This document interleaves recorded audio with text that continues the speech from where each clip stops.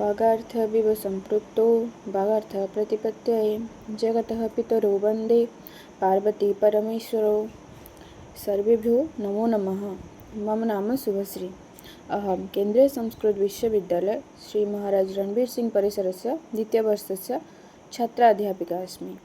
मम अनुक्रमाङ्कः भवति 74। मम विषयः भवति पेपर् 3 अन्विति 4 अधिगन्तुं मैत्रीपूर्णमूल्याङ्कनप्रक्रिया विकासः तथा अनुप्रयोगः।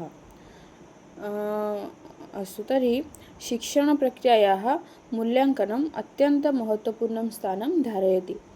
परम्परया मूल्याङ्कनं केवलं परीक्षाफलनिर्धारणपर्यन्तं सीमितम् आसीत्, किन्तु आधुनिकदृष्ट्या मैत्रीपूर्णमूल्याङ्कनं लर्नर् फ्रेण्ड्ली इवाल्युएशन् इति संकल्पना विकसिता अस्ति।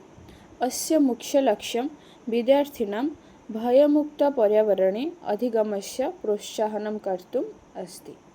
तर्हि मैत्रीपूर्णमूल्याङ्कनस्य अर्थः।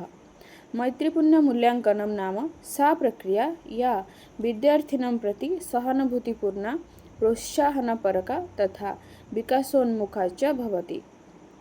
अस्मिन् मूल्याङ्कनप्रणाल्या विद्यार्थी न केवलं परीक्षार्थी अपितु अधिगमप्रक्रियायाः केन्द्रबिन्दुः भवति। मैत्रीपूर्णमूल्याङ्कनप्रक्रियायाः विकासः।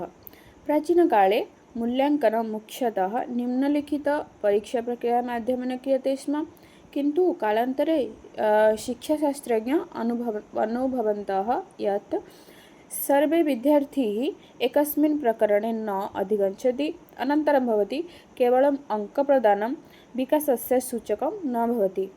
अतः विकासक्रमशः परिवर्तनः अभवत्। अत्र अस्ति सततमूल्याङ्कनं, कण्टिन्यूस् प्रोसेस् आरम्भः,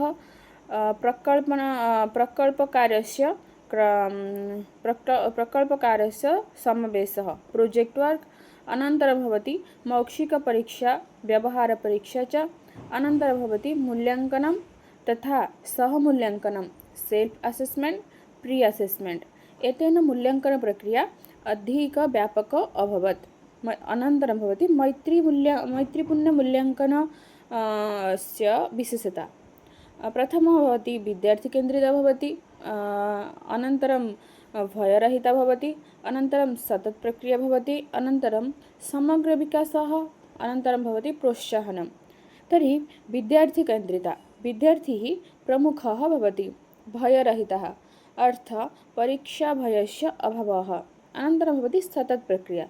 इत्यस्य अर्थः भवति केवलम् एकाकिकालिकः न अपितु निरन्तरं मूल्याङ्कनम्। अनन्तरं भवति सामग्रिकविकासः, अर्थः भवति ज्ञानं, कौशलं, व्यवहारं च मूल्याङ्कनम्। अनन्तरं भवति प्रोत्साहनं, त्रुटिषु अपि शिक्षणस्य अवसरः दृश्यते। अनन्तरं भवति मैत्रीपूर्णमूल्याङ्कनस्य अनुप्रयोगः। इन् क्लास्रूम्, कक्षायां शिक्षकः प्रश्नोत्तरमाध्यमेन विद्यार्थिनः सहभागिता वर्धयति। अनन्तरं भवति लघुपरीक्षा रोचकतया आयोज्यते। अनन्तरं भवति चर्चाः, समूहकार्यकारिणी च प्रोत्साहनानि भवति। अनन्तरं भवति सेल्फ् असेस्मेण्ट्, आत्ममूल्याङ्कनं। विद्यार्थिनः स्वस्य प्रगतेः मूल्याङ्कनं कुर्वन्ति। एतेन आत्मविश्वासः वर्धते तथा त्रुटीनां ज्ञानं भवति। अनन्तरं चतुर्थं भवति सहमूल्याङ्कनं, प्री असेस्मेण्ट्। विद्यार्थिनः परस्परं मूल्याङ्कनं कुर्वन्ति, एतेन सहयोगभावनाः वर्धते। पञ्चमः भवति डिजिटल् माध्यमेन मूल्याङ्कनम्। अद्यतनकाले आन्लैन् परीक्षाः एते इत्यादयः उपयुज्यन्ते। एतेन शीघ्रं परिणामप्राप्तिः भवति तथा अधिगमः रोचकं भवति।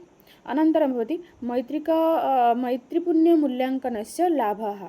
अधिगमः रोचकः भवति, विद्यार्थिनः आत्मविश्वासः वर्धते, सूचनात्मकप्रोत्साहितः भवति, त्रुटयः सुधाराय अवसरं ददाति, अनन्तरं भवति शिक्षण अधिकं प्रभावी भवति। अन्ते उपसंहारः एवं मैत्रीपूर्णमूल्याङ्कनप्रक्रिया आधुनिकशिक्षणव्यवस्थायाः एक अनिवार्य अंशः अस्ति। एषा प्रक्रिया विद्यार्थिनः सर्वाङ्गीणविकासः सुनिश्चितं करोति तथा शिक्षणम् आनन्दमयं प्रभावी च करोति। अतः आवश्यकं यत् सर्वेषु विद्यालयेषु एषा मूल्याङ्कनप्रणाली योग्यतायाः अनुप्रयुक्तः भवेत्, येन शिक्षणप्रक्रियाः अधिकमानवीयहृदये च भवेत्। इति उक्त्वा अहं विरमामि। जयतु संस्कृतं, जयतु भारतम्।